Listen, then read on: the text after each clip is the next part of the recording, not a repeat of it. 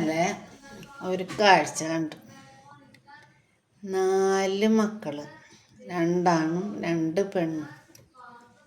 പ്രതികരിക്കാതിരിക്കാൻ വയ്യ. കാരണം എല്ലാ മക്കളെയും നല്ല ഉദ്യോഗസ്ഥരാക്കി. അച്ഛനമ്മയും കഷ്ടപ്പെട്ട് മക്കളെ വളർത്തി, എല്ലാവർക്കും ജോലിയാക്കി. എന്നിട്ട് അച്ഛനെ അനാഥാലയത്തിൽ കൊണ്ടാക്കി. അമ്മ മരിച്ചപ്പോൾ ഇവർക്ക് ആർക്കും അച്ഛനകത്ത് വരെ ദിവസം വരെ അച്ഛൻ്റെ കാര്യങ്ങൾ നോക്കുക, അമ്മയുടെ കാര്യങ്ങൾ നോക്കുക. എന്താ ഒരു സന്തോഷം. അപ്പം എന്തായി, അവർ ജോലിക്കാരെയൊക്കെ ആയി. അവർക്ക് അച്ഛനെ വേണ്ട. അതും പോട്ടെ, അച്ഛൻ മരിച്ചു. അതിനൊരു പിന്നിടാനാ അല്ലെങ്കിൽ അതിൻ്റെ കർമ്മങ്ങൾ ചെയ്യാനാ ഒരാൾക്കെങ്കിലും വരായിരുന്നില്ലേ? എന്നിട്ട് ഞാൻ കാണുന്ന കാഴ്ച എന്നിട്ട് ഈ മൊബൈലിൽ കൂടെ ഒരു സ്ത്രീ കണ്ടുകൊണ്ടിരിക്കുന്നുണ്ട് അച്ഛന് ഇതിടുന്നത്. കണ്ടപ്പോൾ എനിക്ക് വല്ലാത്തൊരു വിഷമം തോന്നി. പ്രതികരിക്കാണ്ടിരിക്കാൻ വയ്യ. ഞാൻ ഒരു ഈശ്വരഭക്തി തന്നെയാണ്. എനിക്കുണ്ടായിരുന്നു അച്ഛനമ്മയും. അച്ഛപ്പോഴും ഉണ്ട്. 87 വയസ്സ്. 77 വയസ്സിലാണ് അമ്മ മരിച്ചത്. ആ അമ്മേനും നോക്കി അച്ഛനിതേ ഇപ്പം നോക്കിക്കൊണ്ടിരിക്കും. ഈ അച്ഛൻ്റെ സ്വത്തും മുതലും എല്ലാം കയ്യിലാക്കി അച്ഛനെ ഒരാളെ നിർത്തിയിട്ട് നിങ്ങൾക്ക് അവനവൻ്റെ വീട്ടിലൊരു റൂമിൽ നോക്കാമായിരുന്നില്ല? ഇത്രയും പണക്കാരായി 4 മക്കൾ. അപ്പം നിങ്ങളൊക്കെ ഇങ്ങനെ ആയിപ്പോയത്? കാലം എവിടെ പോകണം? എന്നെപ്പോലെയൊക്കെ പഠിപ്പില്ലാത്ത ആൾക്കാർ ഉണ്ടായ മക്കൾ അച്ഛനമ്മേനെയൊക്കെ ഒന്ന് നോക്കും. എനിക്കിപ്പോഴത് തോന്നുന്നു. പഠിപ്പ് വല്ലാത്ത ഡിഗ്രിയൊന്നും ഇല്ലാഞ്ഞത് ദൈവത്തിന് നന്ദി പറയപ്പോൾ. ദൈവത്തിന് വിളിക്കാനും പറ്റും. നമ്മൾ വലിയ എന്നിട്ട് പറയുക വക്കീലും അതൊക്കെ ആയിക്കഴിഞ്ഞാൽ വലിയ ടീച്ചറും ഒക്കെ ആയിക്കഴിഞ്ഞാൽ നമുക്ക് നമ്മുടെ അച്ഛനും അമ്മേനെ നോക്കാൻ പറ്റും. സ്വന്തം അച്ഛനമ്മേനെ പറയുന്നു. നിങ്ങളൊക്കെ എവിടെ പോണേ? എന്തോരം ജോലി ഉണ്ടായാലും ഇതിനൊക്കെ ഒരു കണക്ക് പറയണം കേട്ടാ. കർമ്മ എന്ന് പറഞ്ഞൊരു സാധനമുണ്ട്. സ്വന്തം മക്കൾ ഇത് കണ്ടിട്ടാണ് പഠിക്കുന്നത്. ഞാൻ എൻ്റെ അച്ഛനെ നോക്കണ്ട, എൻ്റെ മക്കളത് കണ്ട് മോളും കുട്ടികളൊക്കെ അവിടെ ഉണ്ട്.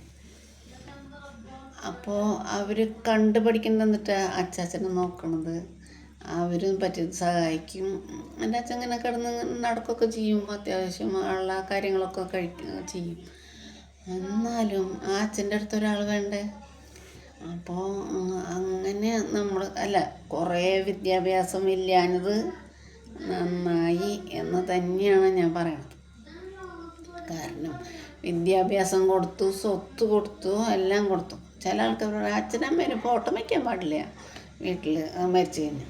എൻ്റെ അമ്മേൻ്റെ ഫോട്ടോ ഇന്നും ഞാൻ വീട്ടിൽ വെച്ചിട്ട് എൻ്റെ അമ്മേൻ്റെ സാരി ഞാൻ സൂക്ഷിച്ചിട്ടുണ്ട്. കാരണം അവരെ സ്വത്തിനും മുതലിനും നമുക്ക് അവകാശം ഉണ്ടെങ്കിൽ അവരെ ഫോട്ടോ കാണാനും നമുക്ക് അവകാശമുണ്ട്. അപ്പം എൻ്റെ മോളുടെ ഭർത്താവ് മരിച്ചു. അവൻ്റെയും ഫോട്ടോ ഞാൻ അവിടെ കൊണ്ടു വെച്ചിട്ട് അവർ രണ്ടാളും നിൽക്കണ ഫോട്ടോ. ഞങ്ങൾക്കൊരു കുഴപ്പമില്ല. നമ്മുടെ മകനാണ് മരിച്ചേക്കണത് അല്ലേ? അപ്പോൾ അത് വിചാരിച്ചിട്ട് ഫോട്ടോ കൊണ്ട് കളയാൻ പറ്റുമോ? ഇന്നും ഞങ്ങൾ അതവിടെ വെച്ചിട്ടുണ്ട്. എപ്പോഴും കുട്ടികൾ അലമാരി തുറക്കുമ്പോൾ അവർക്ക് കാണുന്ന മാതിരി വെച്ചേക്കണം.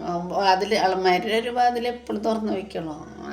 ഉള്ള സാധനങ്ങൾ മുകളിലെ കുട്ടികളുടെ സാധനങ്ങളൊക്കെ വയ്ക്കണ്ട. അവിടെ എന്നെ കൊണ്ടുവച്ചു. എന്തിനാണ് മരിച്ചവർ നമ്മൾ കളയുന്നത്? അതേപോലെ തന്നെയാണ് നമ്മുടെ സ്വത്തുക്കൾ നമ്മുടെ മക്കൾക്ക് കൊടുക്കുമ്പോൾ നമ്മൾ നോക്കണ്ടേ? നിങ്ങൾക്ക് ഒരാളെ നിങ്ങൾക്ക് വെച്ചിട്ട് റൂമിൽ അടച്ചു പൂട്ടിയാലും വേണ്ടില്ല. നിങ്ങൾക്ക് അതിന് ഭക്ഷണം കാര്യങ്ങളും നോക്കണമെങ്കിൽ ഞാൻ ആ തൈലത്തിൽ പോയി കിടക്കുമായിരുന്നു.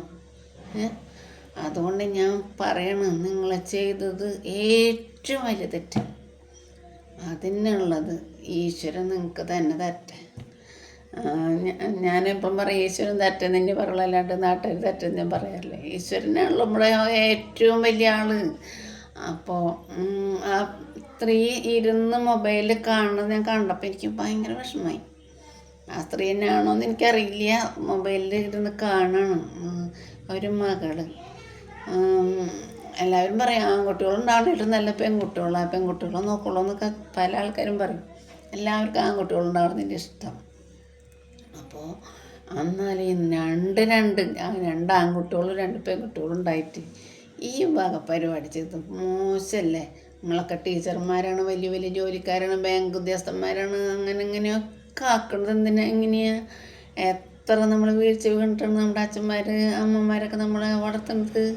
അവർ കഷ്ടപ്പെട്ട് അവരെ രക്തം നീരാക്കിയിട്ടാണ് അവർ എല്ലാവരും ഞങ്ങളൊക്കെ നോക്കിയത്. ആ നന്ദിയോടെ തന്നെയാണ് ഇപ്പം ഞാൻ എൻ്റെ ഒരു മകളുള്ളതെന്ന് വിചാരിച്ചിട്ടല്ല ഞാൻ വന്നിട്ടത്. ഞാൻ എൻ്റെ അമ്മ വയ്യാണ്ട് കിടന്നപ്പോഴേ പോകുന്നു. എൻ്റെ ഹസ്ബൻഡും ഉണ്ട്. അപ്പം എൻ്റെ മോളും കുട്ടികളും എല്ലാവരും അച്ചാച്ചനെ നോക്കാണ്ട്. കാര്യം അവൾക്കും ദുഃഖമാണ്, അവളുടെ ഭർത്താവ് മരിച്ചിട്ട് ദുഃഖമാണ്. പക്ഷേ അവൾക്കും ഒരു അത്താണി ഞങ്ങൾ തന്നെയുള്ളൂ. അതാണ് പറയുന്നത്, നമ്മുടെ അച്ഛനമ്മേനെയൊക്കെ നോക്കും. അതേപോലെ തന്നെ അവളുടെ അമ്മായിമ്മ എന്തൊരു സ്നേഹമെന്ന് പറയും. എപ്പോഴും വിളിക്കും. ഞങ്ങൾ ഇടയ്ക്കിടയ്ക്ക് പോകുന്നത്. ഇപ്പോൾ ഞങ്ങൾ അടുത്ത ആഴ്ച പോകണമെന്ന് വിചാരിച്ചിട്ട്.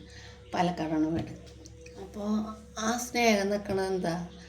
ആ അമ്മയോടുള്ള സ്നേഹം, ആ അമ്മയ്ക്ക് ഇവൾ കൊടുത്തിട്ടുള്ള സ്നേഹം. അതാണ് അമ്മ വിളിക്കുമ്പോൾ കരയും, എൻ്റെ മോള് വായോ എനിക്കത് കാണാം. അപ്പം പോയി ഞങ്ങൾ അവിടെ ചെന്നു, അവരെ കണ്ടു, സന്തോഷമായി നമ്മൾ പോരുകയാണ് ചെയ്യുന്നത്. അവിടെ ചെല്ലുമ്പോൾ എല്ലാവരും കൂട്ടക്കരച്ചിൽ. കുട്ടികളും എല്ലാവരും കരയും. നമുക്ക് വിഷമമാണ്. എന്നാലും കൂടി ഞങ്ങളുടെ മോളെ ഞങ്ങൾ വേർപിരിച്ചില്ല. കാരണം മരുമകളാണ് അവരെ. എന്നിട്ടാണ് ഇത്രയും സ്നേഹിക്കുന്നത്, മനസ്സിലായ? അവർ മകനാണ് മരിച്ചേക്കുന്നത്. എന്നിട്ടും അവരെ ചേട്ടന്മാരായാലും എല്ലാവരും സ്നേഹിക്കുന്നത്, അവരെ നാത്തുമാരും ഒക്കെ സ്നേഹിക്കുന്നത് എന്താ? നമ്മളതേപോലെ അങ്ങനെ ചെയ്ത കാരണം. ഒരിക്കലും നിങ്ങളോട് എനിക്ക് പറയാനുള്ളത്, സ്വന്തം അച്ഛനമ്മേനെയും അനാഥാലയത്തിൽ കൊണ്ടാക്കല്ലേ. നിങ്ങളൊരു റൂമിൽ കിടത്തി ഒരാളെ കാശുണ്ടെങ്കിൽ നിർത്തി നോക്ക്.